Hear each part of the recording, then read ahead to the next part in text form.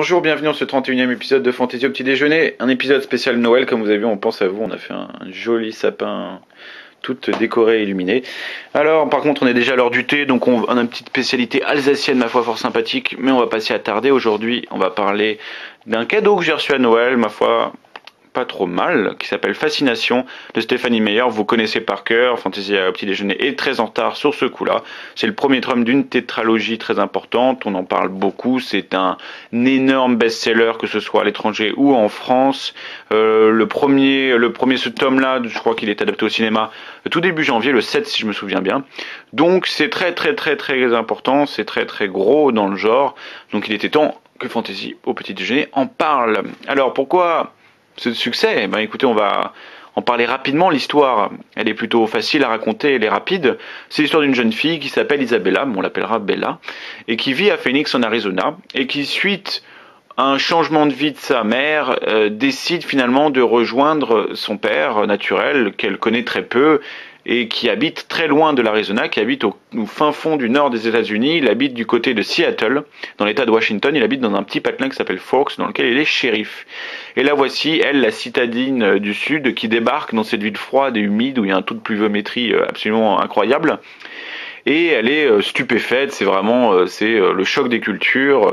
C'est un tout petit village, il n'y a pas grand monde, c'est l'attraction du coin. Il y a un petit lycée avec à peine 200 élèves. Elle est au centre de toutes les attentions, tous les garçons du coin semblent fascinés par cette nouveauté, donc elle est au cœur de toutes les intrigues amoureuses, et en même temps c'est d'un ennui profond, il n'y a rien à faire, en plus elle aime pas cette sensation de froid, elle s'ennuie profondément, la seule chose qu'elle a envie de faire c'est retourner dans son Phoenix natal. Mais il y a quelque chose qui va changer en elle, il y a quelque chose qui va le pousser à rester à Forks, c'est l'arrivée d'Edward Cullen. En fait, elle va remarquer dans cette école un jeune homme d'une beauté hallucinante, d'une beauté fascinante. Ce jeune homme s'appelle Edward, il a la peau très blanche, il ne mange pas beaucoup, il vit plutôt à l'écart des autres élèves, il vit avec ses autres membres de sa famille, les Cullen. Ils sont tous un peu à l'écart, ils sont tous d'une beauté photogénique hallucinante, on dirait des statues grecques. Ils ne se mélangent pas avec leurs congénères, ils ont des yeux de couleur très bizarres, ils ont des changements d'humeur aussi, c'est-à-dire que de temps en temps, Edward peut être extrêmement violent ou extrêmement doux, quelle que soit la couleur de ses yeux. Et pourtant, malgré l'aura qu'il dégage de mystère, eh bien notre jeune Bella va tomber éperdument amoureuse de lui. Et malgré les difficultés, une histoire va naître entre ces deux êtres, une histoire étrange, puisque Bella va découvrir, et ce grâce en fait à des Indiens qui vivent dans une réserve du coin. Elle va apprendre par un certain jeune homme qui s'appelle Jacob Black, qui est un jeune homme d'origine indienne, qu'il y a une légende qui raconte que dans la région, autant les Indiens du coin sont liés à des clans du loup, etc., autant ils racontent que dans la région, il existe un clan de non-morts, de vampires en fait, qui vivent dans la région depuis longtemps.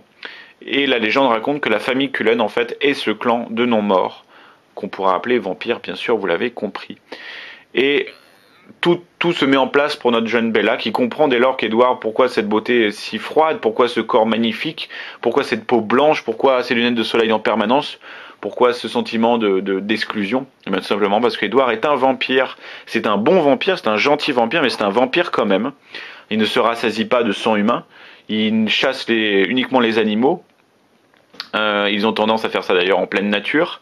Il n'y a pas de crime commis dans la communauté. Ils essayent quand même de s'immerger dans la ville et de ne pas se faire remarquer. Donc ils vont au bar, etc., même s'ils ne consomment rien.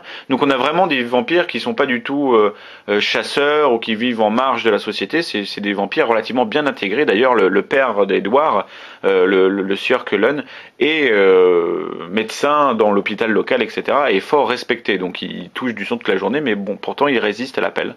Et donc cette relation qui se noue entre ces deux êtres va être assez fascinante, puisque on est tout le temps dans une relation de je suis vampire, j'ai vraiment envie de te manger ou de boire ton sang, mais en même temps j'éprouve un sentiment pour toi qui fait que je résiste.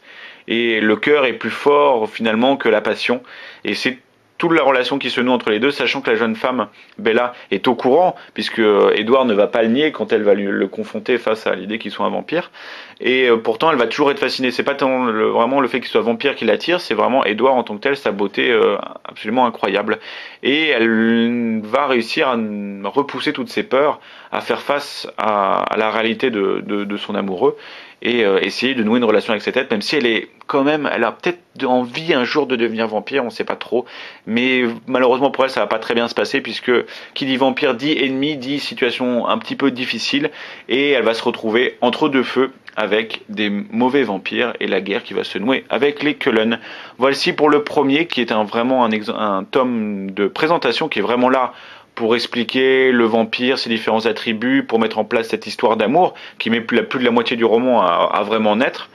Qu'est-ce qui marche très bien, qu'est-ce qui fonctionne vraiment bien? C'est l'image du vampire que Stephanie Meyer a vraiment modernisé, rajeuni, fortifié. C'est vraiment une des meilleures surprises du roman, ce qui m'a permis par exemple moi de le lire avec beaucoup d'entrain. C'est-à-dire qu'ils sont beaux, ils sont sensuels, ils sont attirants. On a vraiment un vampire dans la lignée des Anne Rice, donc de Lestat. Donc c'est vraiment, ça dégage une certaine sexualité, une sensualité tout le temps à fleur de peau. Et pourtant, donc on est très loin du vampire horrifique à la Bram Stoker ou à la Buffy contre les vampires. On est vraiment dans des vampires extrêmement beaux. C'est des surhommes en fait entre guillemets, mais ce n'est pas du tout des horreurs ou des monstres. Et ce côté fascinant est associé à une certaine modernité, c'est-à-dire qu'elle a vraiment replongé ça dans un contexte actuel, c'est-à-dire qu'ils portent des vêtements de marque, ils conduisent des voitures décapotables, ils sont parfaitement au courant de la société d'aujourd'hui, et surtout ils vivent au grand jour, ça change tout. C'est-à-dire qu'il y a un procédé assez intelligent qui explique pourquoi ils supportent pas le plein soleil, mais néanmoins ils sortent le jour, ils ont des lunettes de soleil, ils se baladent, ils se mélangent avec les humains, et ça donne tout de suite toute une autre dimension à ce mythe qu'on croyait poussiéreux et déjà complètement cliché.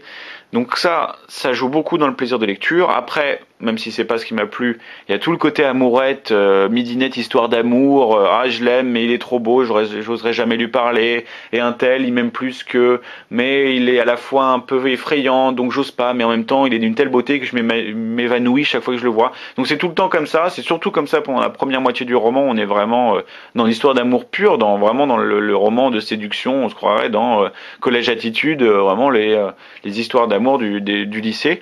Donc c'est pas forcément ce qui est très intéressant. Ça plaît beaucoup au public qui est ciblé, hein, qui est un public plutôt de jeunes femmes, d'adolescentes. Mais pour nous, bon, c'est pas forcément notre tasse de thé, mais bon, dans le genre, c'est plutôt bien fait. On pourra reprocher par contre un début de roman assez long, même si le côté mystérieux d'Edward joue beaucoup dans la qualité du roman. Ça met beaucoup de temps à se mettre en place. La deuxième moitié est beaucoup plus vive, beaucoup plus dynamique. Il y a du rythme, il y a du suspense, il y a du danger. Et ça fonctionne très bien. Il y a même de l'action. Alors on pourra reprocher une action qui est plutôt légère et un peu mitigé, c'est-à-dire qu'on sent que l'auteur veut jamais aller trop loin dans l'horrifique, justement pour pas faire peur à son lectorat jeune fille. Donc les scènes d'action sont plutôt coupées, voire vraiment anesthésiées. On n'a jamais le côté horrifique du vampire, donc on le voit jamais en train de boire du sang, etc. Tout ça c'est zappé. Et il y a aussi par exemple toute la sensualité du personnage, la sexualité du personnage, c'est complètement mis en sourdine, hein, vous voulez le voir légèrement censuré, on en parle mais c'est jamais dit. Donc voilà, il y a vraiment une volonté tout public, toute jeune fille, adolescente voire enfantine.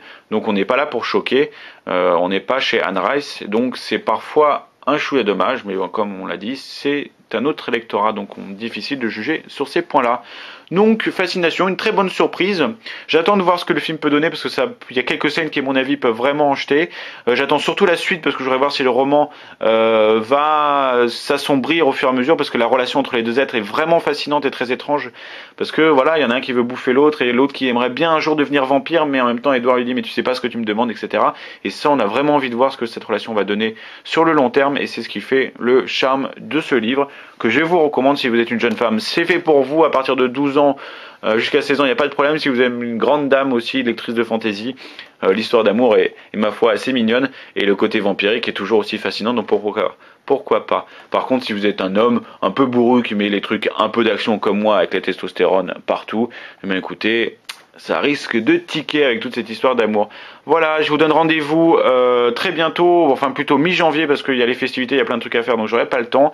Par contre, n'hésitez pas à m'envoyer par mail, depuis le site, sur Facebook ou dans les commentaires, votre livre préféré de l'année, une nouveauté sortie de l'année, hein, pas les suites de Hobbes, etc. Vraiment une nouveauté et j'essaierai de faire un best-of 2008 très prochainement. Je vous remercie, à très bientôt, au revoir.